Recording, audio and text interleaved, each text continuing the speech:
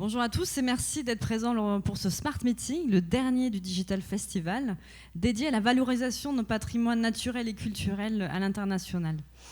Pour se débattre de ce sujet aujourd'hui, on accueille Lionel Guillaume. Lionel, qui est le président et fondateur de Horizon, que vous avez peut-être vu sur les archipels d'exposition, les stands qui sont à l'extérieur. Horizon est spécialiste de la réalité augmentée, créateur de solutions de valorisation économique, touristique et de contrôle de qualité pour le patrimoine culturel et industriel de ses clients en Europe, au Canada et en Amérique latine. Avec nous également Bertrand Jonquois, qui est un entrepreneur cofondateur d'Atsuke, une start-up française leader dans le mobile ticketing pour la Smart City. Il est également administrateur de la Mobile Marketing Association France et responsable pédagogique du Master Digital Marketing et Data Analytics à l'EMLV. Enfin, Jérémy Ladoux aussi, qui après plusieurs années passées dans le travel management pour des groupes internationaux comme Veolia et Agencia, ce plaisancier fonde NauticSpot en juin 2017. NauticSpot, c'est une solution de port connecté à travers les objets connectés pour simplifier la gestion opérationnelle d'un port. C'est aussi une application mobile pour fournir des services aux plaisanciers. Donc la solution a pour but d'augmenter la capacité d'accueil d'un port afin de dynamiser l'activité et valoriser la destination. Avec nous également Alexandrine Van, diplômée en management international du tourisme et en politique environnementale et développement durable à l'université de Harvard. Elle continue sa formation au Costa Rica, berceau de l'écotourisme, puis aux Nations Unies, où elle est choisie comme représentante de la jeunesse mondiale pour une conférence sur le tourisme durable. Depuis mai de cette année, elle a lancé Nani Travel, un tour opérateur spécialisé dans les stratégies de développement durable en Polynésie. Avec nous également Nicolas Leclerc. Nicolas est designer de formation. Il intègre en 2012 l'agence lilloise Axon Design, qui gère entre autres des projets d'aménagement urbain et de signalétique pour les collectivités et les acteurs publics. L'avènement du numérique les pousse à incuber le projet Urbic, un projet qui avait pour ambition de créer des points d'information connectés et autonomes mêlant design urbain, aménagement urbain et digital. Et les premières commandes, notamment celle de la ville de Paris pour l'Euro 2016 de foot, leur permet en 2017 de créer la société Urbic, société qui aujourd'hui conçoit des points d'information connectés au service des usagers et des visiteurs pour la valorisation d'un territoire. Et enfin également Olivier Palmieri, Game Director chez Ubisoft Montréal, donc Ubisoft qui est une société créatrice de jeux vidéo. Olivier est le créateur de Eagle Fight, le premier jeu de réalité virtuelle publié par Ubisoft et vainqueur du DICE 2017, prix pour la réalisation technique en réalité immersive. Il est aussi directeur de l'atelier XR, atelier de R&D sur l'innovation appliquée et les projets utilisant les technologies de Extended Reality, c'est-à-dire la réalité augmentée, virtuelle et la réalité mixte, sujet qu'il pourra sûrement développer pour expliquer un petit peu plus, nous expliquer un petit peu plus ce qu'il en est et quels en sont les ressorts. Alors, justement, en parlant de réalité augmentée, moi je voulais commencer avec toi, Lionel. On en parle beaucoup de la réalité augmentée, de la réalité virtuelle comme vecteur d'expérience inédite pour découvrir un nouveau territoire. C'est un peu la fin du guide touristique, c'est-à-dire la personne qui vous accompagne pour découvrir son pays. Voilà. Est-ce que tu as des exemples à nous citer ? Alors bonjour à tous. Juste avant de répondre à la question, je voulais m'assurer que tout le monde savait faire la différence entre réalité augmentée et réalité virtuelle. Oui, tu fais bien. Ouais. Est-ce que pour certains d'entre vous c'est flou ou c'est flou ? Juste la réalité virtuelle, vous mettez un casque et vous êtes mis dans un autre monde. Donc vous n'avez plus aucune connexion avec votre environnement direct. Vous êtes vraiment transporté dans un autre monde dans lequel vous allez agir. Alors que la réalité augmentée, vous prenez votre réalité, donc celle qui nous entoure ici, à laquelle vous allez ajouter de l'information. Vous allez augmenter cette réalité. Donc on pourrait mettre une grande table de dessert sur cette table basse. On pourrait mettre plein de desserts. Voilà, ça serait la réalité augmentée ici. Donc c'est vraiment ça la différence. À travers des lunettes également, hein, c'est ça, mais Alors, c'est des lunettes qui permettent de voir la réalité et sur laquelle vient s'incrémenter de la 3D qui vient ajouter par exemple des objets sur cette table ou qui vient ajouter un point qui me signale là-haut. Voilà, alors, lunettes ou tablette ou smartphone. Et d'ailleurs, les moyens d'usage aujourd'hui sont beaucoup plus sur le smartphone ou la tablette que des lunettes, parce que les lunettes restent très très chères. Et donc, pour répondre à... La fin du guide touristique ? Eh ben non, et heureusement. La réalité augmentée, je vais vous raconter une anecdote, je pense qu'elle est extrêmement parlante. Le premier projet qu'on avait fait de réalité augmentée il y a 10 ans, presque jour pour jour, c'était à Ville de Cherbourg, donc en Normandie. Et le projet, c'était de donner vie à son patrimoine, à son château qui n'existe plus. Donc même les Cherbourgeois, globalement, ne savaient même pas qu'il y avait un château à Cherbourg. Et donc, il faut s'imaginer, il y a 10 ans, l'iPhone, il avait 1 an. Donc on était vraiment au tout début de toute cette... Aujourd'hui, il y a des iPhones partout, il y a des téléphones partout, mais à l'époque, c'était vraiment totalement nouveau. Et lorsqu'on a on a annoncé le projet, tous les guides touristiques étaient contre le projet. Et forcément, parce que voilà, avec cette peur, mais ça va nous remplacer, on va plus, ces outils vont faire notre travail à notre place. Et finalement, qu'est-ce qu'on s'est aperçu ? C'est que d'abord de faire ce projet-là nous a obligés à faire des recherches historiques, des recherches qui n'avaient jamais été faites, et surtout nous ont permis de remodéliser, redonner vie à ce château que personne ne connaissait même la tête qu'il avait, les contours, les tours qu'il avait, etc.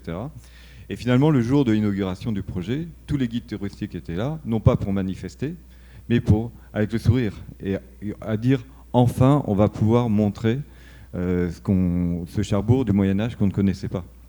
Et depuis, lorsqu'il y a des visites avec les guides touristiques sur le thème du Moyen-Âge, hein, puisque le château date du Moyen-Âge, ils remplissent beaucoup plus qu'avant leur groupe, parce que voilà, ils ont aussi quelque chose sur lequel s'appuyer avec la réalité augmentée. Donc non, ça ne va pas remplacer les guides. Ça peut même compléter leur visite. Alors, là, parce que dans ton exemple, ouais. C'est venu créer une offre touristique qui n'existait pas. C'est-à-dire que tu es venu refaire vivre des éléments du patrimoine qui avaient disparu. Oui. Et effectivement, souvent quand on intervient dans des sites, on donne à voir ce qu'on ne voit pas. Actuellement, on travaille avec le site archéologique d'Alésia. Donc là, bien évidemment, il existe déjà des visites. C'est déjà un site payant, etc. Mais les guides, ils attendent que ça. Ils n'attendent que ça, que le produit arrive. Donc bien évidemment, il y aura un mode autonome où les publics pourra prendre la tablette, faire la visite dans le site. Mais on sait aussi qu'il y aura des visites avec les guides. Et les guides, ils ont besoin de ça pour montrer à quoi ça fonctionnait. Donc c'est pas la réalité augmentée ou la réalité virtuelle qui va faire disparaître les guides physiques. On le voit, les gens ont besoin de ce contact-là. Un autre projet qu'on fait au Canada, aux îles de la Madeleine, ce qu'on s'est aperçu, c'est que les gens ils vont dans les musées, dans ces musées-là, avant tout pour rencontrer les guides, pour que les guides racontent leurs histoires. Et donc, ça, on ne le remplacera jamais. Par contre, puis je terminerai là-dessus, peut-être qu'un jour, avec l'intelligence artificielle, par contre, vous aurez des guides virtuels qui en sauront bien plus que n'importe quel autre guide et donc pourront apporter et répondre à certaines questions que les guides d'aujourd'hui ne peuvent pas, n'ont pas la capacité de répondre parce que bien évidemment ils n'ont pas tout le savoir. Et donc l'intelligence artificielle va peut-être un peu plus remplacer les guides réels, on va dire, mais ce qu'attendent les gens, c'est quand même le contact humain, c'est quand même ça qu'ils aiment. Donc non, ça ne remplacera pas. C'est un vrai complément d'information parce que c'est toujours disponible, tout le temps. Ça parle toutes les langues imaginables. Donc c'est plus un complément pour les sites touristiques qu'un remplacement. Alors pour rester dans le sujet de la réalité virtuelle ou de la réalité augmentée, Olivier, comment le jeu vidéo d'un coup là, s'intéresse au tourisme, au smart tourisme de la gamification, de la découverte de nos patrimoines culturels, naturels, comment rendre ça plus ludique ? Oui, tout à fait. Donc, Ubisoft, ça fait un peu plus de 30 ans qu'on fait des jeux vidéo maintenant. Et on commence à s'intéresser de plus en plus à d'autres industries, d'autres marchés, l'éducation, la santé. On a fait des cours. On a un logiciel d'ailleurs là pour apprendre à initier à la programmation pour les enfants avec les lapins crétins que je montre là sur mon stand. On fait des cours universitaires. On a une application aussi pour la santé pour aider à résoudre le problème de l'œil, de lazy eye, l'œil feignant comme on dit là. Donc on s'intéresse en fait de plus en plus à différents marchés. Et puis parce que c'est une connaissance qu'on a, la gamification, là, qui est, on pense, et on a discuté avec pas mal de professeurs et tout ça, gamifier quelque chose, ça amène des émotions aux personnes qui suivent un cours, qui font une activité, et du coup ça amène plus de fun, plus de jeu, et ça aide à mieux comprendre, à mieux mémoriser, à mieux retenir. Et donc on commence à avoir des demandes d'autres marchés pour aller gamifier leur plateforme, justement pour améliorer l'apprentissage, améliorer la rétention, aider les enfants justement à faire quelque chose de médical, mais à travers un jeu. Donc comme ça, pour eux, ils retiennent un peu plus l'aspect jeu que l'aspect on a dû me faire une piqûre, ou j'ai dû faire des exercices pour mon œil, ou etc. Donc c'est quelque chose qu'on peut apporter petit à petit. Et avec la réalité virtuelle aussi, sur laquelle je travaille depuis 5 ans maintenant, c'est un moyen d'immerger complètement les personnes dans un autre monde, comme disait Lionel, et là aussi de créer des souvenirs, de créer des mémoires, de renforcer la compréhension des gens de problématiques. Donc par exemple pour la découverte de la Polynésie, ou pour l'écologie, ou pour d'autres domaines, ça permet de mieux comprendre les échelles, les distances, les dimensions, et puis de créer des mémoires, vraiment avoir cet aspect souvenir, parce qu'on comprend les dimensions quand on est en virtuel, quand on est immergé dans un autre pays ou sur une autre planète. On va vraiment se créer des souvenirs, des mémoires dans le cerveau. On va avoir même des fois des déjà-vus. Moi, c'est ce qui s'est passé avec moi. J'ai déjà, en réalité virtuelle, visité des endroits que je n'avais pas visités physiquement. Et un jour, j'y suis allé. J'avais oublié que j'avais fait ça en virtuel. J'y suis allé physiquement. Et j'ai eu un déjà-vu. Mon cerveau me disait t'es déjà venu là. Et puis je ne comprenais pas parce que je n'étais pas venu là. Et il m'a fallu quelques minutes pour comprendre qu'en fait, j'étais venu en réalité virtuelle. Et du coup, mon cerveau avait compris les dimensions, les échelles, tout ça. Il avait mémorisé cet endroit-là. Et donc, m'avait fait vraiment retenir ça d'une autre manière. Donc, c'est là où ces technologies, puis la gamification et les nouvelles technologies peuvent avoir un intérêt pour le tourisme, pour faire prévisiter des choses, pour faire bien comprendre quelles sont toutes les richesses de la Polynésie. Et aussi peut-être faire comprendre des problématiques comme la barrière de corail qui s'amenuise, ou la pollution, ou ce genre de choses. Oui, parce que le vrai sujet là-dedans, c'est le développement d'un tourisme durable. Aujourd'hui, je pense qu'on ne peut plus se poser la question, on ne peut plus imaginer des initiatives dans le tourisme qui ne prennent pas en compte cette dimension. C'est ça, donc peut-être qu'en étant mieux éclairé, plutôt que de voir quelque chose sur un écran, sur une télé, qu'on écoute à moitié parce qu'on est sur son smartphone, quand on est en VR, déjà c'est plus difficile de sortir son smartphone. Là, on peut peut-être visualiser, mémoriser, avoir finalement une compréhension qui se fait, qui va au-delà de même. C'est comme entendre et écouter. En fait, là, finalement, le cerveau va vraiment percevoir et comprendre et intégrer et mémoriser peut-être des problématiques de pollution, des problématiques d'augmentation des eaux, si on simule ça en réalité virtuelle ou en réalité augmentée, par ailleurs. Mais quand on est dans un autre pays totalement, quand on est à des milliers de kilomètres de la Polynésie, c'est dur de s'imaginer vraiment quelles peuvent être les problématiques. Et en VR, ça peut vraiment permettre de mieux les comprendre et mieux les mémoriser. Donc je pense que ça peut avoir un impact. Ça ne va pas remplacer évidemment après de venir faire du tourisme ici et d'être là en vrai. Du moins la diffusion de la culture, par exemple. C'est ça, exactement. Diffuser la culture polynésienne, diffuser les richesses des différentes îles, et diffuser aussi les problématiques écologiques qu'il peut y avoir, et les intégrer vraiment. Alors, tu parlais de smartphone tout à l'heure, et je voulais voir avec toi, Bertrand, le mobile, ça devient un support privilégié, voire incontournable dans le développement d'innovations liées au tourisme, parce qu'on a tous un smartphone dans sa poche. Qui plus est, d'autant plus quand on voyage, on n'emmène pas son laptop, son ordinateur, mais on a peut-être un petit écran, un petit téléphone portable glissé dans la poche. Ouais, c'est assez bien résumé. Si on regarde un peu le tourisme, comment il a évolué ces 10 dernières années, il a considérablement évolué. Et moi, j'ai noté quelques petits exemples qui me sont venus parce qu'effectivement, je suis un peu en position touriste aussi en ce moment. La quasi-disparition des guides, au sens guide papier qui nous accompagne, la disparition complète des plans. On avait quand même tous un plan quand on allait dans un lieu qu'on ne connaissait pas et on regardait la ville et on découvrait la ville. Les réservations de dernière minute, il suffit de voir autour de soi là, ce qui se passe, on choisit aux dernières minutes l'endroit où on va aller. La recherche des avis consommateurs, qui est aussi quelque chose qui n'existait absolument pas il y a 10 ans.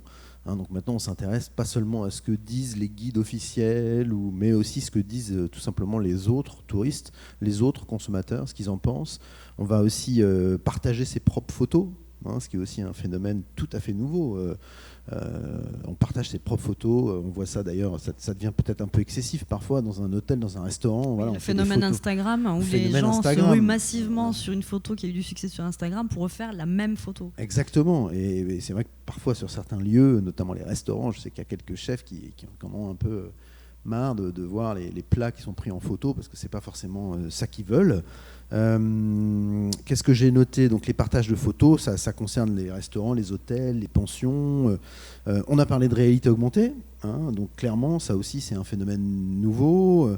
Et puis si on veut résumer tout ça, c'est qui le coupable? C'est le smartphone, parce que tout ça c'est induit dans le smartphone. Tout ce que je viens de dire, c'est le smartphone qui l'a amené, c'est le smartphone qui l'a... Alors évidemment, d'un point de vue un peu provoquant, je dis qui est le coupable. Évidemment, c'est aussi une aide considérable. Et les consommateurs en sont tous contents. Ils aiment beaucoup utiliser leur smartphone parce que ça les arrange, ça fait beaucoup de services. Et donc, ce que je voulais dire par ces petits exemples, c'est que forcément, le réceptif, l'hôtel, le resto, il doit s'adapter à ça. Il n'a pas vraiment le choix parce que le consommateur est lui-même connecté. Il n'est plus du tout dans une position qu'on appelait avant l'Internet assis. Je suis assis devant sur une chaise avec un bureau et je me connecte à l'Internet. Là, il est dans l'Internet en mouvement avec des gens qui ont le smartphone dans la poche et qui ont donc une connexion en permanence à Internet et qui, si ils veulent rentrer dans un resto, un hôtel, etc., ils vont vérifier les avis consommateurs, regarder les photos sur Instagram, que sais-je, faire de la réalité augmentée, pourquoi pas, pour voir le lieu. Donc ma remarque, c'est effectivement de dire l'hôtel, le restaurant, tous les accompagnants, ça peut aussi concerner je sais pas, les bateaux, enfin voilà, l'environnement touristique, les offices du tourisme doivent s'adapter à ça et doivent proposer des solutions qui permettent aux consommateurs d'avoir des informations rapides, pratiques, qui leur permettent de mieux voyager, mieux se déplacer dans de bonnes conditions. J'entendais par exemple sur le salon, il y avait beaucoup d'innovations intéressantes, mais il y en a une qui a attiré mon attention par rapport à cette conférence d'aujourd'hui, c'est Affluence. Comment est-ce que je peux maintenant, grâce à une application, savoir s'il y a du monde au musée, s'il va falloir que je fasse la queue ou pas, s'il y a du monde, je sais pas, pour prendre un bateau, voilà, et choisir le meilleur moment pour y aller. Et je trouvais que cette idée-là, là aussi, elle passe par le smartphone, forcément. C'est au moment où je vais le faire que je me dis, tiens, est-ce que je vais aller dans un musée ou prendre mon bateau pour aller à Montréal, est-ce que c'est le bon moment pour y aller? Et la remarque était assez intéressante, c'est un peu comme la météo. On se renseigne sur la météo pour savoir si on va faire quelque chose. Demain, on va se renseigner sur l'affluence pour savoir si on va faire quelque chose. Et je trouve ça assez pertinent comme remarque. Donc tout ça pour dire qu'effectivement, le smartphone a tout transformé.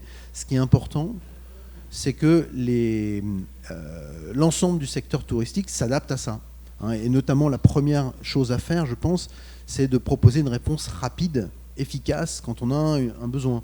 Si le consommateur a un besoin pour un hôtel, un restaurant, une pension, il faut qu'il puisse contacter rapidement et avoir une réponse rapide. Et je dois quand même dire que je suis positivement satisfait de ce que je vois ici, c'est-à-dire que je l'ai fait moi-même par expérience, que je sais qu'il y a beaucoup de connexions sur Facebook en Polynésie. Voilà, c'est assez simple de dire je veux réserver une plongée à tel endroit et on nous répond très rapidement sur Facebook. Ouais. Donc voilà, ça marche et je pense que l'adaptation, elle doit se faire dans ce sens-là.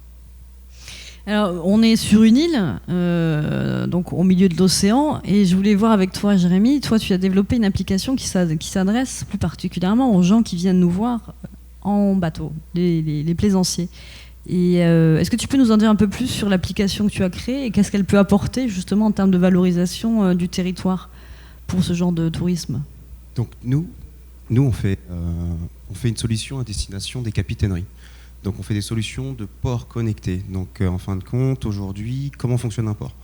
Ils doivent physiquement aller sur les pontons tous les jours pour vérifier les places qui sont disponibles ou non, faire un inventaire.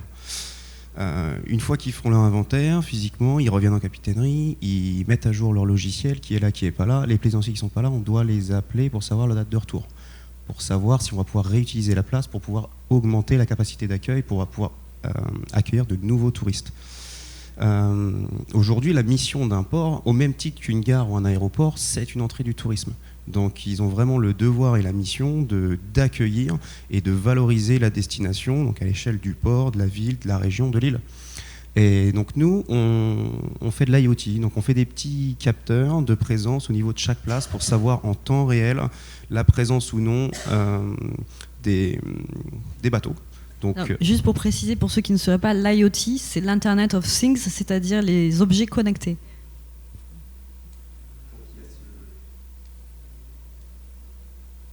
Alors peut-être change de micro. Là, c'est bon. Ouais. Donc voilà, donc on fait une partie capteur et une partie application. Donc pour augmenter la capacité d'accueil, pouvoir accueillir un maximum de touristes. Et il y a un deuxième besoin, donc il y a les ports comme vous connaissez, et puis il y a les zones de mouillage, donc sur bouée, c'est aussi des bouées de parking. Et donc là on a développé une bouée de mouillage connectée, toujours pour avoir cette supervision à l'intérieur et à l'extérieur du port. Et puis une application pour fournir du service aux plaisanciers. Pour la Polynésie, on a moins ce phénomène d'escale inter-îles, il y a quand même une pénurie de place, mais la solution qui va plus refléter ici, ça va être les bouées de mouillage, pour, dans le sens augmenter la capacité d'accueil, mais avec une connotation écologique. Où aujourd'hui, on mouille un peu partout, on jette notre ancre, on dégrade les fonds marins. Donc là, ce serait travailler sur une bouée intelligente avec un ancrage écologique, et toujours cette supervision de quelles sont les bouées qui sont disponibles ou pas. Parce qu'aujourd'hui, encore une fois, on est obligé de sortir un Zodiac, un bateau, brûler du gasoil juste pour faire le tour des bouées pour savoir si, oui ou non combien de places sont disponibles. Oui, et c'est un vrai sujet en Polynésie. Il y a une petite tension d'ailleurs avec les voiliers, parce qu'on est en train d'interdire actuellement le mouillage qui est en face de la marina de Taïna, pour ceux qui connaissent. Et tous ces bateaux-là ne savent pas où est-ce qu'ils vont aller, parce qu'il n'y a pas assez de place dans les ports en Polynésie. Et pas forcément la volonté d'en construire plus, ou du moins s'il y a volonté d'en construire plus, les populations ne sont pas forcément favorables pour préserver le lagon. Donc effectivement, l'idée de bouée connectée, ça pourrait être intéressant dans la mesure où ces objets-là permettraient de monitorer l'ensemble du parc et mieux dispatcher c'est une zone de mouillage organisée, du coup, c'est pour mieux maîtriser son parc de bouées et les touristes. Et du coup des services pour dynamiser cette activité portuaire, donc plus proposer de services pour les plaisanciers, utilisateurs finaux. Jérémy, moi je voulais voir avec toi, donc là on a vu l'accès par la mer, maintenant Nicolas, excuse-moi.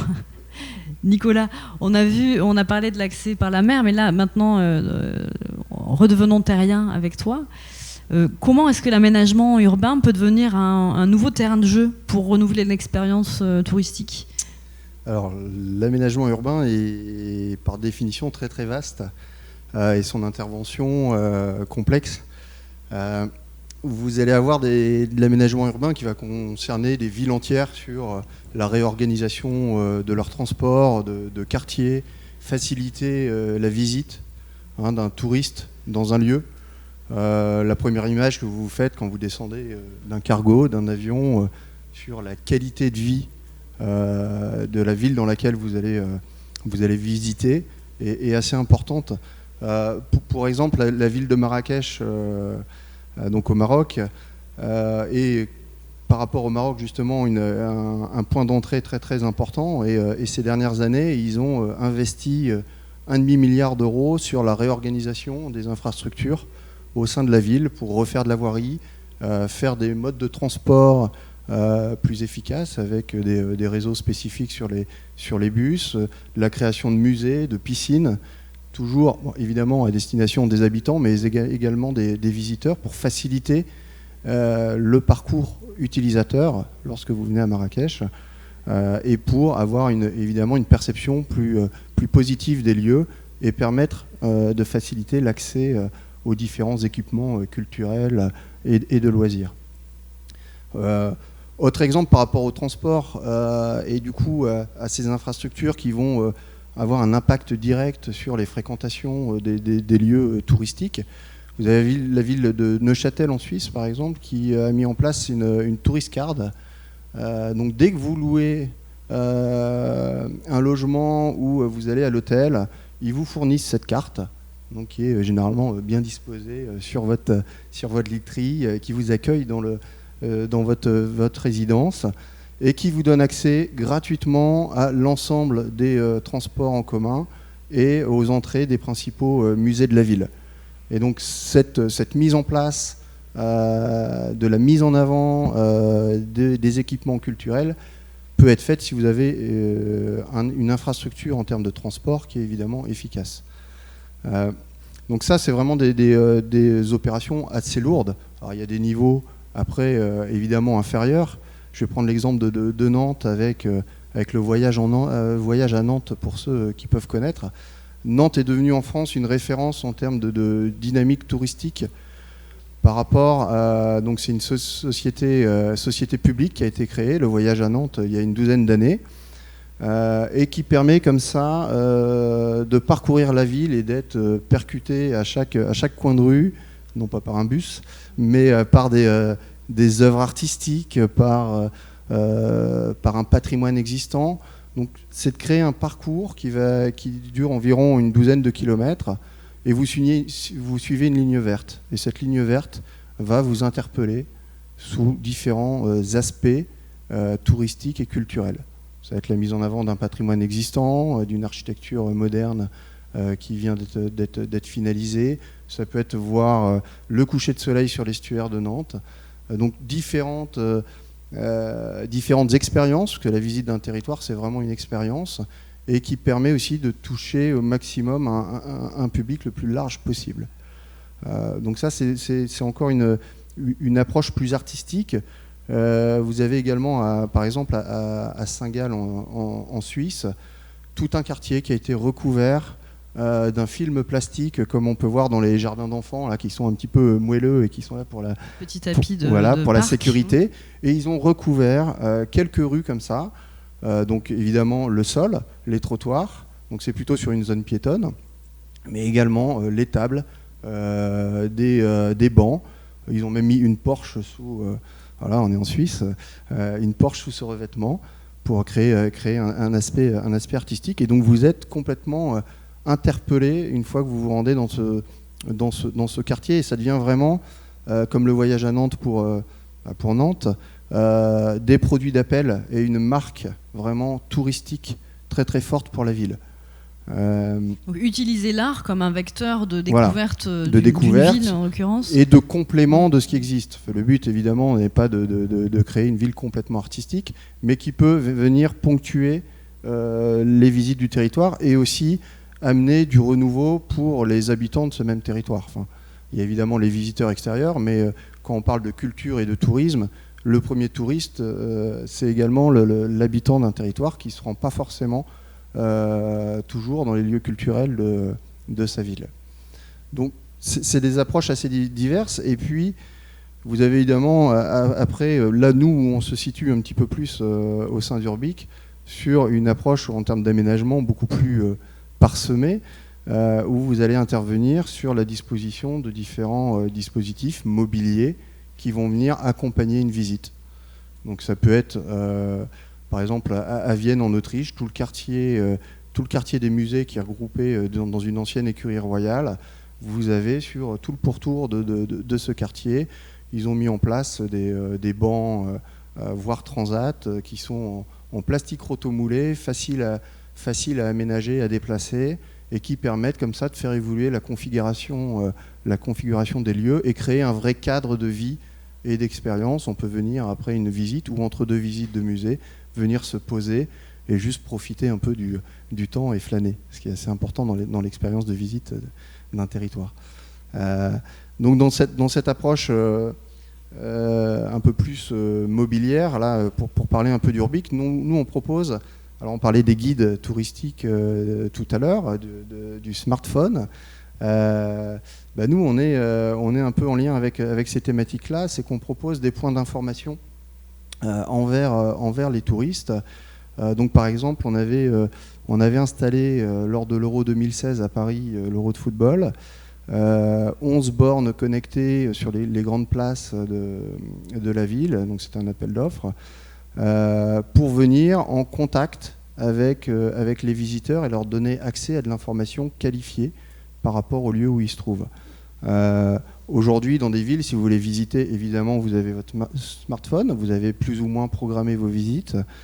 Vous avez des offices de tourisme en France qui ne sont pas toujours ouverts, pas toujours accessibles. Des fois, il y a des bornes avec écran en extérieur. Là, c'est vraiment de pouvoir donner l'information là où il y a des flux de visiteurs importants via leur smartphone. Donc nous, on émet une solution donc, qui prend tout son sens ici en Polynésie, vu le réseau mobile.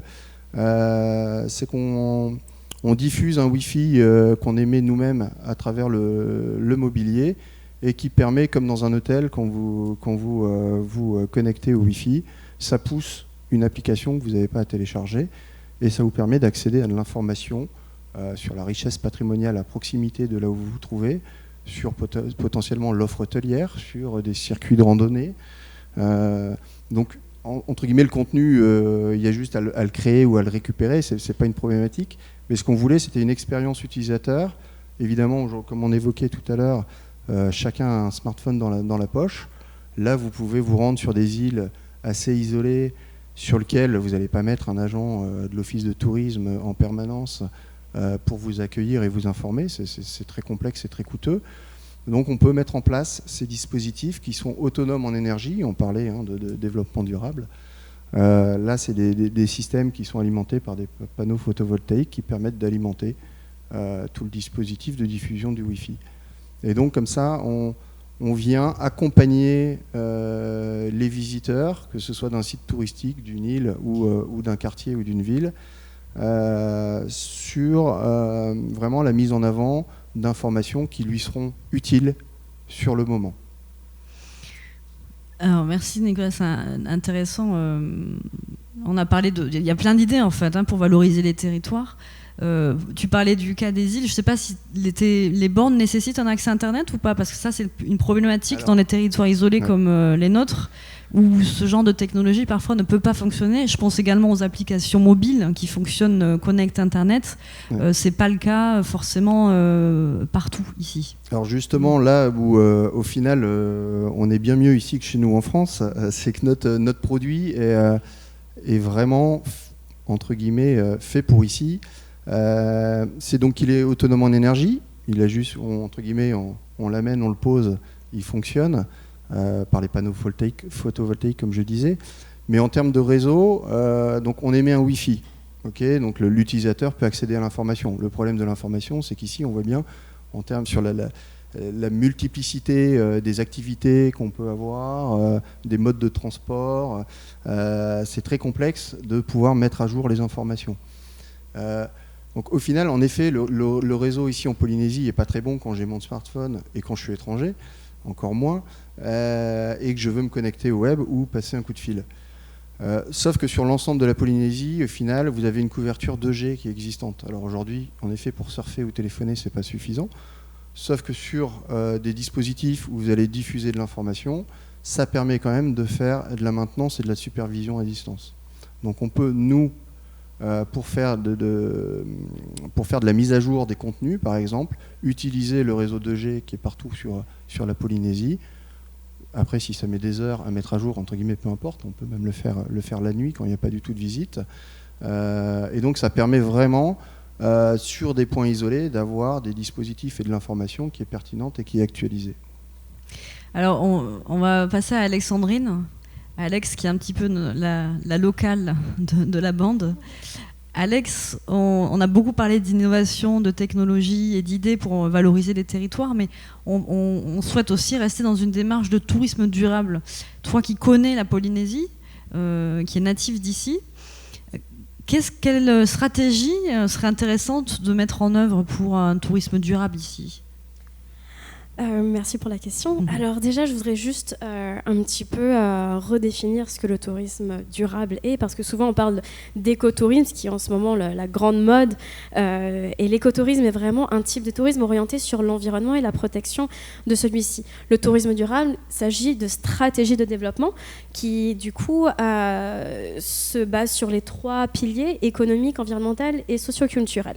Donc c'est-à-dire que quand on va définir une stratégie de développement durable dans cette industrie, qui est quand même une industrie l'une des plus importantes en Polynésie française, il faut savoir que ces 3 comportements doivent être pris en compte. Donc ce n'est pas juste économique, donc développement de stratégies pour faire en sorte que notre pays soit encore plus médiatisé, qu'on ait plus de touristes ou des choses comme ça, mais il faut vraiment prendre en compte aussi qu'est-ce qui va se passer quand on va avoir des bateaux de 3000 personnes qui vont arriver sur les débarcadères et qui vont tous à une vallée, à une cascade, parce que celle-ci aura été promue par les réseaux sociaux ou parce que celle-ci sera sur les applications qui sont aujourd'hui en train d'être développées. Comment est-ce qu'on fait pour gérer tout ça? Donc vraiment, voilà, le tourisme durable, c'est ça, c'est ces trois piliers. Ensuite, en Polynésie, alors je vais vous dire un petit peu ce qu'on fait, nous, avec Nani Travels, et comment est-ce qu'on utilise le digital et ces nouvelles technologies.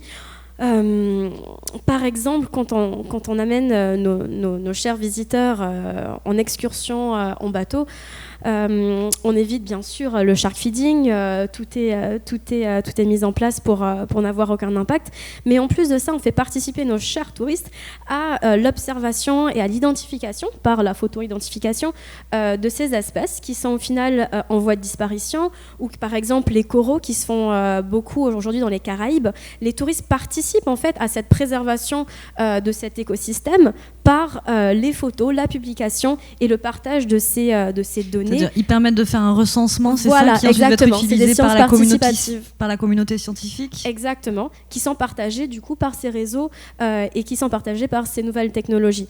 Donc c'est grâce à ça qu'en fait on arrive à avoir de plus en plus de données, de plus en plus d'impact sur vraiment les projets qu'on aimerait bien mettre en place. Donc ça, c'est l'une des explications, enfin des utilisations du digital, en tout cas avec nos touristes. Mais localement, il faut dire que, par exemple, j'ai une petite anecdote. J'étais aux Marquises il y a pas longtemps et j'essayais pertinemment de trouver une connexion pour avoir une conférence, une vidéoconférence. Il fallait que j'aille tout en haut dans la montagne, que je marche et que je trouve une connexion pour pouvoir passer un coup de fil. Alors, quand je travaille avec, par exemple, des pensions de famille dans les Tuamotu, ou quand je travaille avec des archipels qui sont si éloignés, ça crée une dépendance complète en fait à la technologie qui les empêche. Donc bien sûr, ça les amène des réservations, ça fait connaître leur pension de famille, ça fait tout ça. Mais un jour où le câble Nutua ne marche pas, ou un jour où il y a une coupure de courant comme il y a quelques semaines et la Polynésie est complètement coupée du monde, ça crée une dépendance qui au final nous impacte énormément. Et est-ce que le gouvernement veut partir sur une stratégie où du coup on crée cette dépendance touristique et au final l'authenticité, parce que je travaille beaucoup avec les petites pensions de famille, je travaille beaucoup avec les familles carrément, des gens qui ont des histoires à raconter, des gens qui veulent faire passer un message autrement, et des fois c'est des gens qui ont besoin de patente, de certification pour être dans ce milieu professionnel du tourisme. La patente, c'est pas ça qu'on cherche. Qui est un statut d'auto-entrepreneur ici. Voilà, c'est pas ça qu'on cherche en fait en Polynésie. Il y a énormément de potentiel dans ce domaine du tourisme, mais il faut revenir vraiment aux valeurs qui sont importantes pour nous Polynésiens, nos valeurs de l'authenticité, cette connexion avec la nature qu'on a ici, et c'est très compliqué pour nous en tant que professionnels d'aller vers ces pêcheurs et leur demander hey, papy, maintenant je vais t'envoyer des emails, tu vas me répondre par Slack, tu vas m'envoyer voilà, avec Team Gantt, et puis on va se parler par Zoom.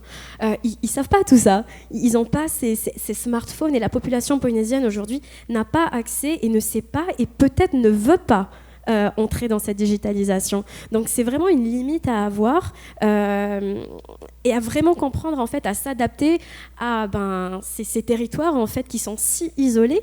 Alors je pense que voilà, à Marrakech, à New York, en Europe, ces pays où on est tous connectés, c'est incroyable. On ne visite plus une ville sans smartphone, sans 3G, sans application, etc. Mais ici, dans des pays, on a une centaine d'îles. Est-ce que c'est possible ?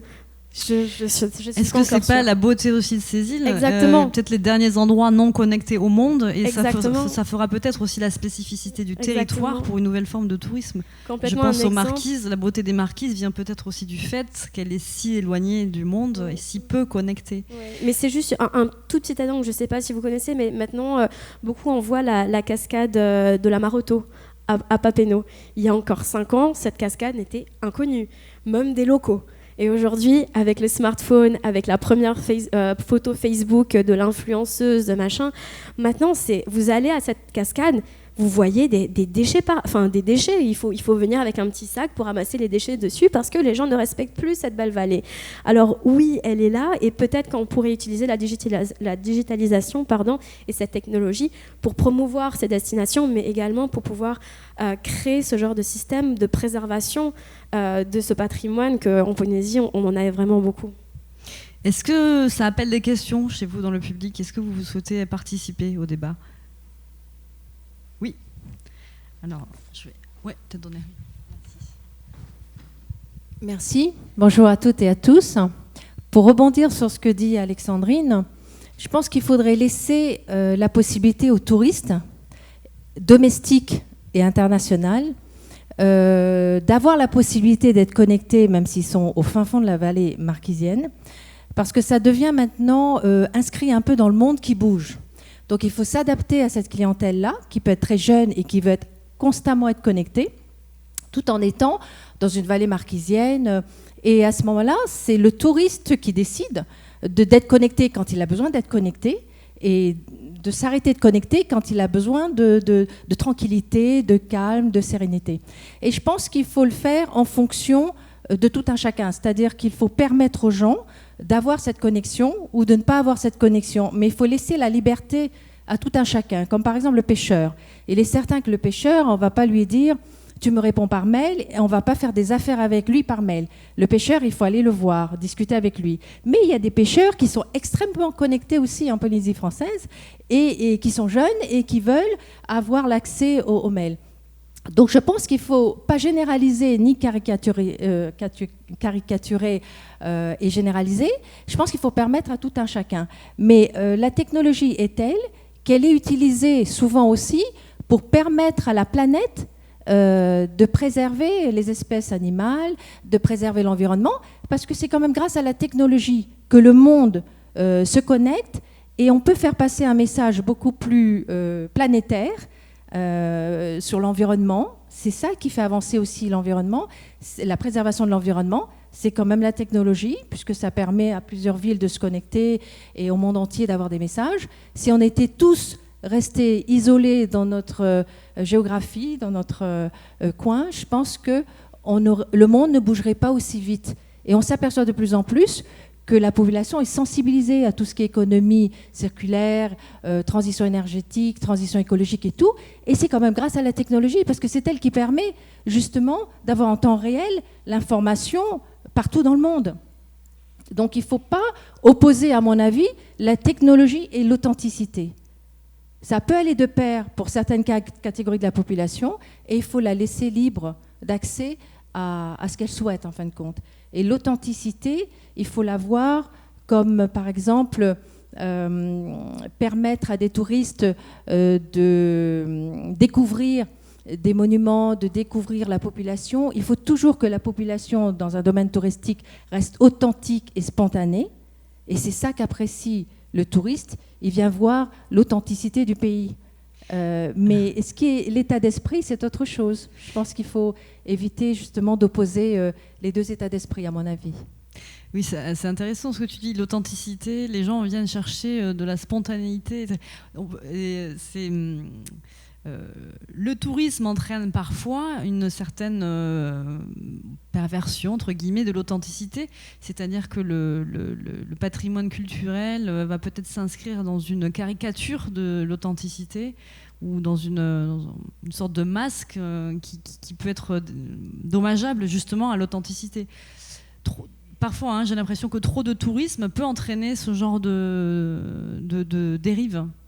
Je voudrais rajouter quelque chose, si vous me le permettez. C'est qu'il y a aussi une vague nouvelle qui est très dans l'esprit de ce qui a été évoqué juste avant, de vague touristique détox. Et c'est un phénomène qui voit le jour assez sérieusement quand même, de gens qui veulent justement se couper de la connexion pour pouvoir se reposer, se détendre, ne plus être sollicités par leur travail, par les sollicitations multiples qu'on a sur un smartphone en général. Et donc ça aussi, c'est peut-être un élément intéressant pour le territoire polynésien, de surfer sur les marquises. Faire de ses faiblesses une force, finalement. Les marquises, c'est détox, oui. C'est clair. Bon. Et donc on peut très bien imaginer que ça soit aussi une nouvelle vague, une nouvelle solution proposée, qui est de dire, voilà, c'est une zone touristique. On peut se connecter, mais on peut aussi, si on le souhaite, faire une vraie détox. Je voulais juste rajouter une chose. Oui. En fait, le gouvernement ne souhaite pas un tourisme de masse en Polynésie. Donc on sera de toute façon préservé de ce côté-là. Il ne faut pas s'inquiéter, Alexandrine, dans la mesure où nous sommes à l'heure actuelle qu'à plus de 200 et quelques mille touristes. Donc ce n'est pas énorme. On n'est pas dans le...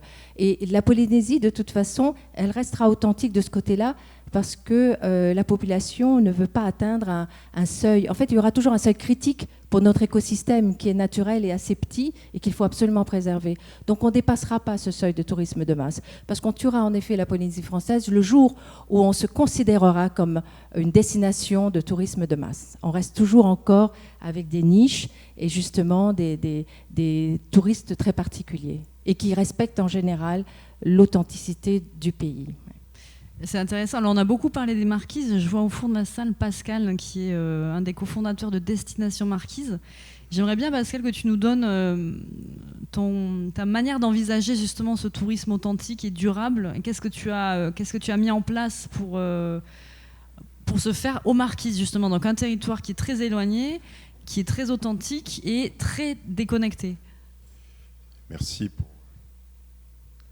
pour la surprise. Marine. Moi, j'ai du mal plutôt à en parler en tant que tourisme, parce que les expériences que nous proposons à Destination Marquise sont des expériences en immersion dans des petits villages marquisiens. On parlait de détox, c'était le cas. Petits villages marquisiens, moins de 100 habitants, où on va, à travers un groupe, leur faire rencontrer leur famille d'accueil. Ce sont des villages, des îles qui sont choisies parce qu'il n'y a pas de pension, il n'y a pas d'hôtel. Et donc, on considère même que si on devait parler de tourisme, c'est une nouvelle catégorie ici en Polynésie française qu'on voudrait promouvoir, à savoir les villages d'accueil. Il s'agit de passer du temps avec la famille en question et sans théâtralisation, que cette famille partage leur vie quotidienne. Parce que même s'ils ne sont pas là, ces visiteurs, eh bien c'est ce qu'ils vivent de toute façon. Ils vont au copra, ils vont à la pêche, ils sculptent, ils jouent à la pétanque, ils jouent même au bingo, certains. Je ne devrais pas le dire, mais c'est le cas. Voilà. Parfois, on joue au bingo dans ces petits villages jusqu'à 23h, voilà, parce que c'est assez drôle. Et en général, tous nos visiteurs perdent. Voilà. Voilà. Et ça, ces expériences-là, c'est pour moi, je trouve que c'est tellement polynésien dans son sens profond, et je pense qu'énormément d'autres îles, atolls, pourraient également développer ce beau concept de village d'accueil. D'accord. Alors on parlait pas mal de connectivité, de connexion. Toi, tu es obligé de te rendre dans ces villages. C'est-à-dire que, Alex, tu parlais tout à l'heure de moi, pour me connecter aux pensions, etc., j'ai besoin qu'ils aient un accès à des mails, à des plateformes d'échange, de discussion pour qu'on puisse se mettre au point ensemble.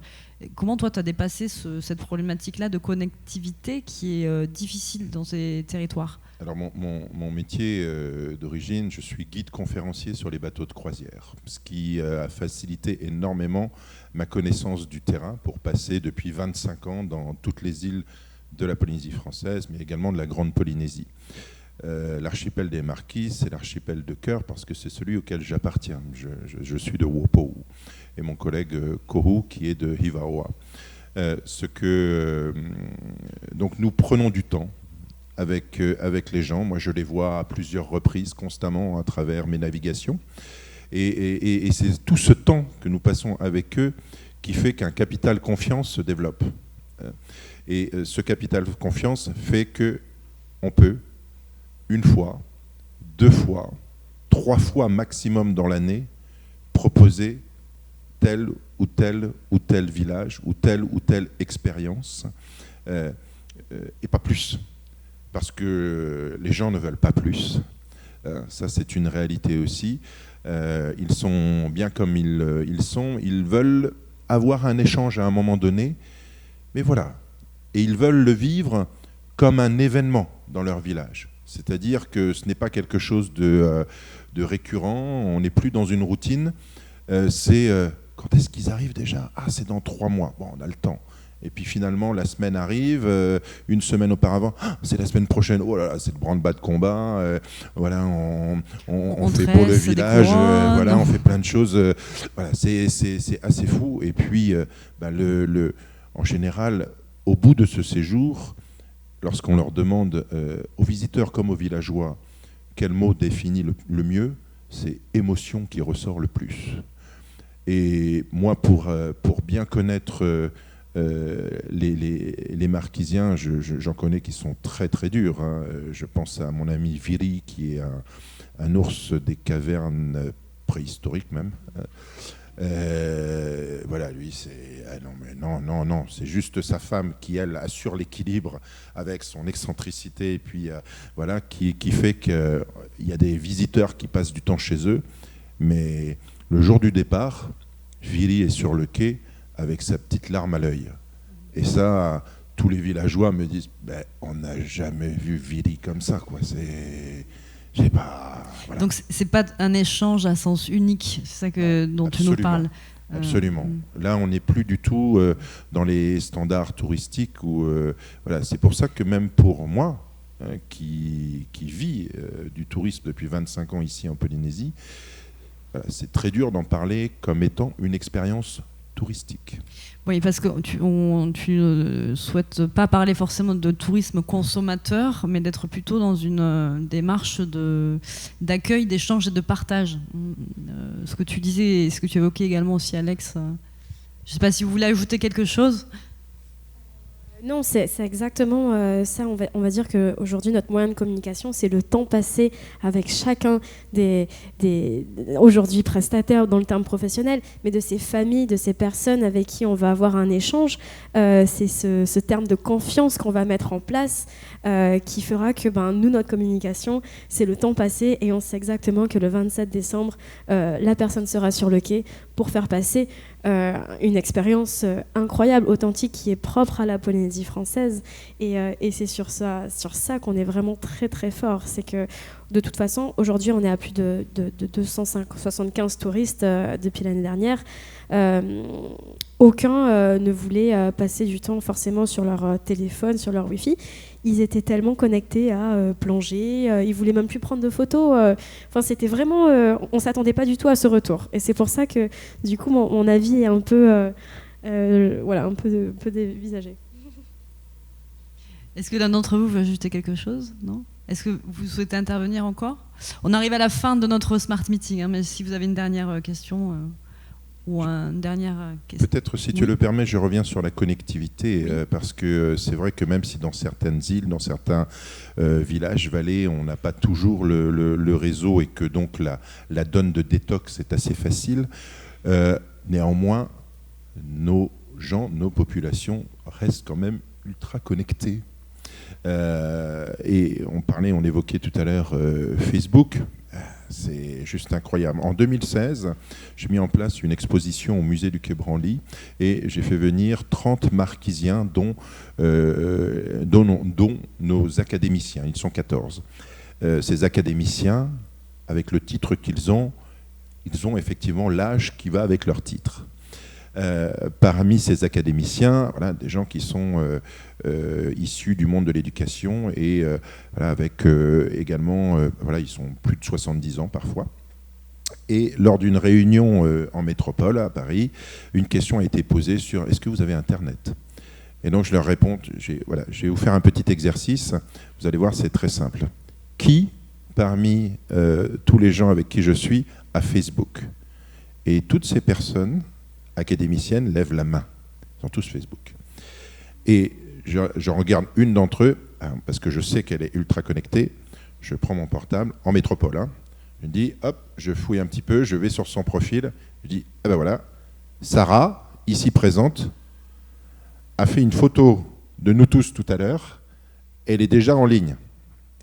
Elle l'a postée il y a 5 minutes. Les jeunes, c'est pire aujourd'hui. Donc on est tous connectés. Hapatoni, qui est un village où effectivement ils ne sont pas connectés, lorsqu'ils prennent le bateau pour aller à l'île principale, mais ils sont tous avec leur portable. Donc c'est une réalité aussi que celle-ci. Iwawa Nokuriva, depuis l'arrivée du câble, il y a également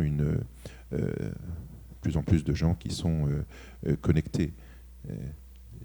Il s'agit de dépasser l'addiction. Donc cette faiblesse de connectivité, on va dire, dans un monde qui est ultra connecté et où le tourisme consomme son voyage via des applications, via souvent son smartphone, etc., pour le noter, comparer ou se guider, on voit qu'ici, cette faiblesse sur la connexion peut être aussi une attractivité, peut être le fruit de découvertes nouvelles, d'expériences nouvelles et d'immersions qui n'existera peut-être pas ailleurs, voire plus du tout ailleurs. On pourrait même promouvoir la Polynésie comme étant l'un des derniers territoires non connectés au monde, même si ça a tendance à être moins le cas. Et c'est rigolo ce dont tu parles, parce qu'effectivement, dans ces villages qui sont très peu connectés, tous les jours, les gens descendent à la poste du coin et s'assoient sur les marches avec leur téléphone pour aller sur Facebook, un petit peu dire bonjour aux copains, etc. Et après, ils repartent à leurs affaires, etc. Donc, une manière de consommer la connexion qui est différente. On parlait tout à l'heure des outils. Peut-être la technologie, c'est pas une fin en soi, hein, c'est juste un outil pour atteindre un but ou pour répondre à certains besoins. Et c'est vrai que les Polynésiens ont réussi à s'approprier les outils, à utiliser uniquement ceux qui les intéressent ou ceux qui répondent à leurs besoins. Et c'est le cas par exemple de Facebook. Facebook est très présent. Tu le disais, Bertrand, aujourd'hui tu t'es connecté à plein de prestataires ou de petits restaurants ou juste en faisant un petit messenger et paf, tu as eu une réponse, etc. Donc, je voulais ajouter quelque chose par rapport à ça, parce qu'on parlait tout à l'heure des pêcheurs, mais moi il y a quelque chose qui m'a marqué, parce que je suis venu en Polynésie il y a déjà plusieurs années, assez longtemps, et en revenant ici, j'avais cette image du pêcheur sur le bord de la route qui vend son poisson.